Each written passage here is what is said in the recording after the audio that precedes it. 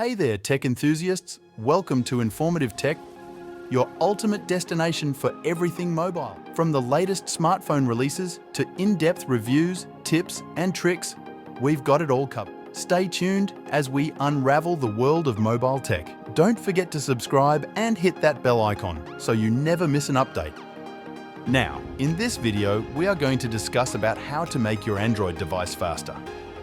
If your Android device is too old and runs slow, then follow these steps and make your Android device faster and better. First, go to your mobile settings and search for About Phone. After going to About Phone, tap on Version and then tap on version number 7 times if your Android device doesn't show this option. Go to Settings and tap on About Phone and there tap on Build number 7 times. After tapping 7 times, now your developer option is enabled in your Android device.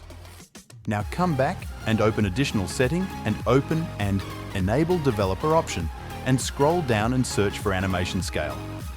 And select all Animation Scale into Off.